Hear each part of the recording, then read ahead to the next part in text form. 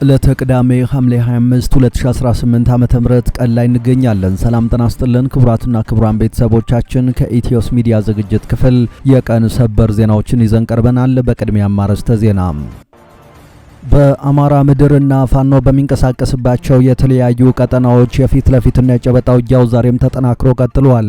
በአፋብን ወለጋ ቢዛሞ ቀጠና የአይሻ ሰይድዝ በከፈተው የማጥቃት ኦፕሬሽን የሃሮ አዲስ ዓለም ከተማን ጨምሮ እጅግ በርካታ ቀጠናዎችን መቆጣጠሩን አስታውቋል። ከትናንት ጀምሮ በተካሄደው በዚህ አውደ ውጊያ የብልጽግና መከላከያ ከክልሉ ጥምር ኃይል ጋር ሆኖ የተሰለፈ ቢሆንም ከወደ ፋኖ የተሰነዘረበትን ጥቃት መቋቋም ተስኖት ተሽመድምዷል። በሌላ በኩል ለየት ያለው የጀነራል መሐመድ ተሰማና የጀነራል ብርሃኑ ጥላሁን ዘመቻ ከሽፏል። እነዚህ ሁለቱ የብልጽግና ጦር አዛዦች የምስራቅ እዝና የስድስተኛ እዝ ጦር መሪዎች ናቸው። መሐመድ ተሰማ የጎጃም ክፍለ ሀገር ኮማንድ ፖስት ሰብሳቢ ነው። እነሱ ዘመቱበት የተባለው ለየት ያለው ዘመቻ በአገዛዙ ቤት ትኩረት ስቦ ቆይቷል። ጀነራሎች ትኩረት ያደረጉበትን ተራራ ወታደራዊ ስምሪት ከማድረጋቸው አስቀድሞ የፋኖ የሎጂስቲክ ማዕከልና ቋሚ የኃይል ማስተራጫ ተደርጎ እንዲቆጠር ጮቄን ትልቅ የሚዲያ ሽፋን ሰጥተውታል። ህዝቡም ሰራዊቱም አመራሩና ደጋፊውም ስለ ጮቄ እንዲያስብ ከፍተኛ ስራ ሰርተዋል። ነገር ግን በዚህ ቀጠና የተሰማራው ያገዛዙ ኃይል በፋኖ ብርቱ ክንድ ብትንትኑ እንደወጣ ነው የተነገረው። አርበኛ ባየደስታ ከቦታው ይህንን መረጃ አድርሶናል። በዝርዝር የምናሰማችሁ ይሆናል። ለቀናት ሲያስጠነቅቁ የቆዩት የትግራይ ኃይሎች ዛሬ ካነጋግ ጀምሮ በአገዛዙ ጦር ላይ ከባድ የማጥቃት ኦፕሬሽን መጀመራቸውን ይፋ አደረጉም። በዛሬው ዕለት ሐምሌ 25 ቀን 2018 ዓ.ም ከንጋት 11:45 ጀምሮ በሸረሪ እንዲሁም በአካባቢው በአገዛዙ ጦርና በትግራይ ኃይሎች መካከል ከባድ ውጊያ መቀስቀሱን የተሰማው የወጡ መረጃዎች እንዳመለከቱት በአካባቢው የተቀሰቀሰው ይህ ከፍተኛ ውጊያ በእግረኛና በሜካናይዝድ ክፍሎች የታገዘ ነው። ዝርዝር መረጃውን የምትሰሙት ይሆናል። በትናንትናው ዕለት በአማራ ቴሌቪዥን ቀርበው ፕሮፓጋንዳ ሲያሰሙ ያመሹትን ጠቅላይ ሚኒስትር አብይ አህመድን በተመለከተ ታዋቂ ሰዎች፣ ጋዜጠኞችና ፖለቲከኞች ምላሽና ሐሳብ እየሰጡ ነው። ይህንን ተከትሎም ታዋቂው ጋዜጠኛ መሳይ መኮንን ሐሜት፣ ፍርሃት፣ ውሸት ሶስቱም በአንድ ግለሰብ ላይ በአንድ ጊዜ እየተፈራረቁ አየኋቸው ብሏል። ሰውየው እንዴት ነው የፈራው? ሐሜት እግር አውጥታ ተኳኩላ በቴሌቪዥን መስኮት ዛሬ አየናት ሲል ጋዜጠኛው ሰፋ ያለ ሐሳቡን ይፋ አድርጓል። በዚህ የመረጃ ክፍለ ጊዜያችን አብይ አህመድ በአማራ ቴሌቪዥን ያደረጉት ቆይታ ዓላማው ምንድነው የሚለውንና የተሰጡ አስተያየቶችን ይዘናል፣ ትሰሙታላችሁ። ግሩፕ 26 የተባለው የፈጣን ድጋፍ ኃይሎች አባል የሆነ ወታደራዊ ቡድን ለሱዳን ጦር እጁን ሰጠ። የሱዳን ፈጣን ድጋፍ ኃይሎች አርኤስኤፍ አባል የሆነውና ግሩፕ 26 በመባል የሚታወቀው ወታደራዊ ቡድን በኦምዱርማን አካባቢ ለሱዳን ጦር እጁን መስጠቱን አባላቱና ወታደራዊ ትጥቆቹንም ማስረከቡን የሱዳን ዜና ኤጀንሲ ዘግቧል። በዓለም አቀፍ መረጃችን ይዘነዋል። ክቡራትና ክቡራን ከኛ ጋር ከቆያችሁ እነዚህንና ሌሎችን መረጃዎች ከዚህ ቀጥለን በዝርዝርና በትንታኔ ወደ እናንተ እናደርሳለን። ኢትዮስ ሚዲያን ሰብስክራይብ ብታደርጉ ደግሞ በየቀኑ እንዲህ አይነት መረጃዎች በፍጥነት ይደርሷችኋል። አሁን በቀጥታ ወደ ዝርዝር መረጃው።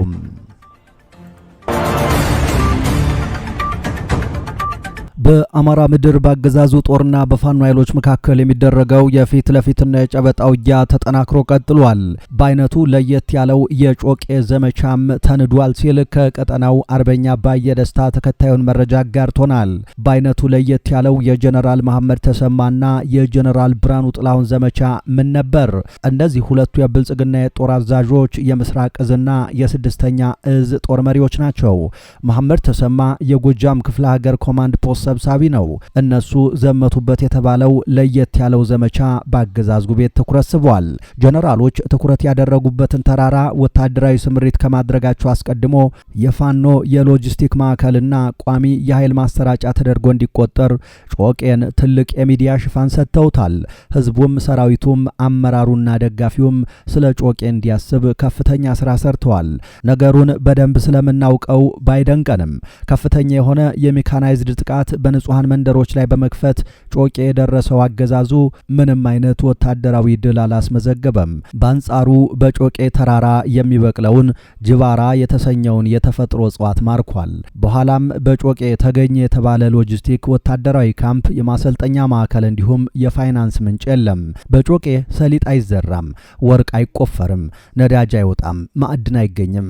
በጮቄ ከጅባራ ቀጥሎ አጥንት ሰርስሮ የሚገባ ውርጭና በረዶ ብቻ ይገኛል እንጂ። ምናልባት በረዶን የማረኩ የመጀመሪያ ጀነራሎች ይሆናሉ መሐመድ ተሰማና ብርሃኑ ጥላሁን። ከሁለት እዞች የተውጣጣውን ኃይል በርቀት ለመጠበቅ ድጓጽዮን፣ ፈለገ ብርሃን፣ ረቡ ገበያ፣ ቁይ የተጠመዱ መድፎች ቀንና ሌሊት የንጹሃን መንደሮችን ደብድበዋል። ከሞጣ ቢቸና፣ ከደብረ ማርቆስ ረቡ ገበያ ጮቄ እየተወረወረ ድጋፍ ለመስጠት የተዘጋጀው ኃይል ፊቱን አዙሮ ወደ ጮቄ ሲያንቃቃ በመርጦ ለማርያም ሰኞ ገበያ በፕሮፓጋንዳው የደነዘዙትን ያገዛዙን ኃይል ድባቅ በመምታት አባይ ሸለቆ ሻለቃ 1 ዲሽቃ 2 ብሬን 79 ክላሽ ማርኮ የጮቄውን ጠላት ለሁለት ከፍሎታል። ፈለገ ብርሃን የተቀመጠው ያገዛዙ ኃይል ወደ መርጦ ለማርያም እየሮጠ ጮቄ የወጣው ደግሞ ወደ ሞጣ አቅጣጫ ወረደ። በማግስቱ በግንድ ወይን ትግዳር እንዲሁ አረንዛው ጎንቻ ጠላትን ድባቅ ሲመታው መርጦ ለማርያም የሄደው ግማሹና ሞጣ የነበረው ተቀንሶ ድጋሜ ግንድ ወይን ገባ። በሁለት ጥቃቶች ብቻ 74ኛ ክፍለ ጦር የማረከውን 98 ክላሽ 1 ዲሽቃ 2 ብሬን 1 ኤፌሰር መገናኛ ሬዲዮኖች ወታደራዊ ቦርሳ የዲሽቃ አስቃጥላ ለህዝብ በይፋ አሳየ። ብርሃኑ ጥላሁን ጅባራውን ታቅፎ ቀረ። የተለየ ወታደራዊ ካምፕ የለንም። የሎጂስቲክና የትጥቅ አቅራቢው ራሱ ጠላት ነው። በሁሉም ቦታ አለን። በሁሉም ቦታ ድል እናደርጋለን። የትኛውን ኃይል ማጥቃት እንዳለብን በደንብ እናውቃለን። ያደረግነው ይህንኑ ነው። ጮቄ የውሃ ማማ እንጂ የፋኖ መሰባሰቢያ አይደለም።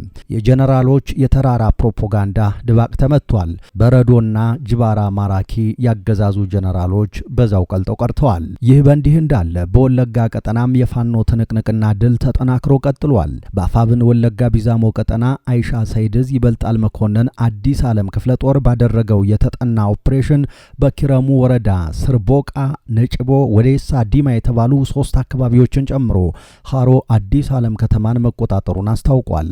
ከትናንት ጀምሮ በተካሄደው በዚህ አውደ ውጊያ ያገዛዙ መከላከያ ሰራዊት ከክልሉ ጥምር ኃይል ጋር በጋራ ሆኖ የተሰለፈ ቢሆንም ከወደ ፋኖ የተሰነዘረበትን ጥቃት መቋቋም አቅቶት ተሽመድምዷል። በዚህ ተጋድሎ 36 ያገዛዙ ወታደሮች ሲገደሉ 42 ወታደሮች ደግሞ ቆስለዋል። በድምሩ 78 ያገዛዙ ወታደሮች ከስምሪት ውጭ ተደርገዋል።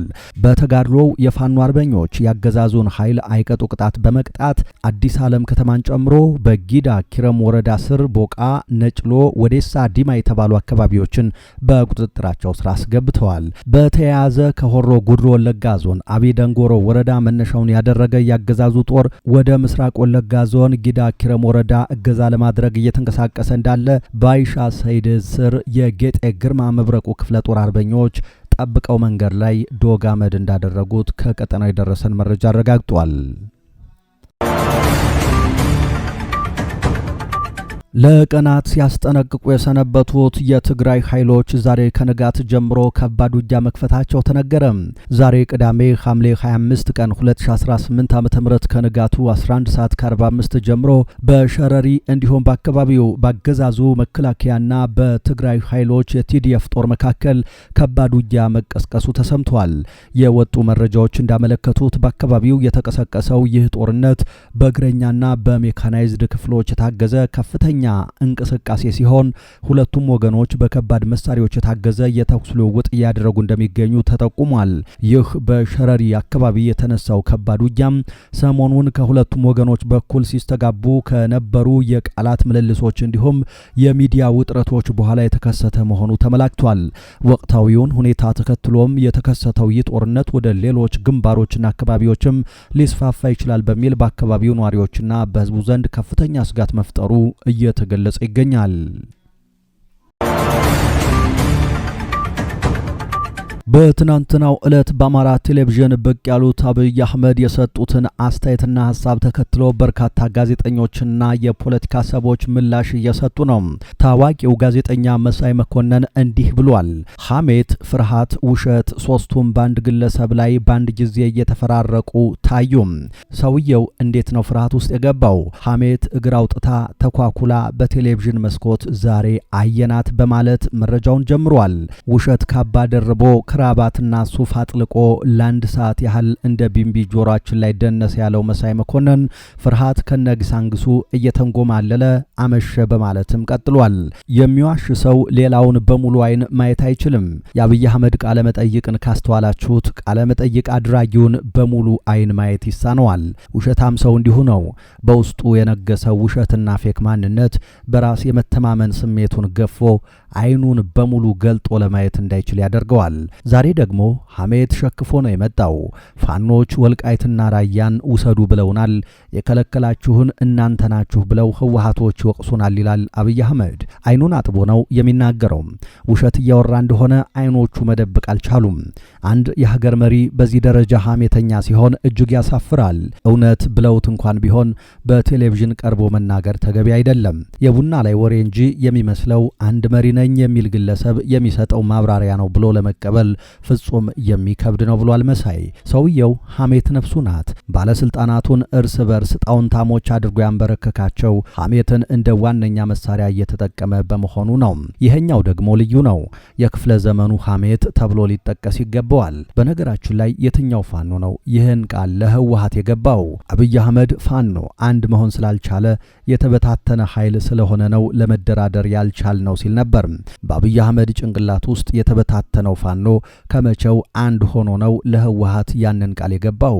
ሶስት ክላሽ ይዞ ሽፍታ የሆነ ስብስብ ምናምን እያለ ሲያራክስ እንዳልነበር ዛሬ ፋኖን እንደ ተቋም አድርጎ የራያንና የወልቃይትን ጉዳይ የሚወስን ኃይል መሆኑን በገደምዳሜ ለመግለጽ የሞከረው የትላንቱን ረስቶ ወይስ የገባበት ትልቅ የፍርሃት ሸለቆ የሚናገረውን እንዳይቆጣጠር አድርጎት? ትልቁ ጥያቄ ግን ለምን ለአማራ ማስ ሚዲያ ቃለ መጠይቅ መስጠት ፈለገ?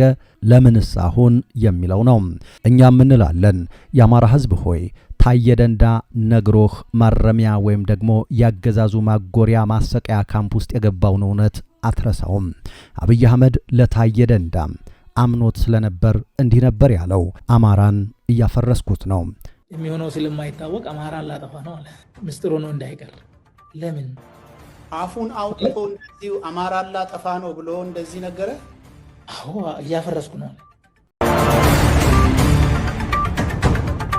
ሀገራዊ የምክክር ጉባኤው የጀመረው በተሳሳተ ጥያቄ ነው ሲሉ አቶ ክቡር ገና ተናገሩም። በኢትዮጵያ ላለፉት 3 ዓመታት ሲካሄድ የቆየው ሀገራዊ የምክክር ሂደት አሁን ላይ ሀገሪቱን ክፉኛ ወደሚያወዛግቡ ፖለቲካዊ ጥያቄዎች መግባቱን ተከትሎ ታዋቂው የኢኮኖሚና የፖለቲካ ተንታኝ አቶ ክቡር ገና የሂደቱን መነሻ ሐሳብ አጥብቀው ተችተዋል።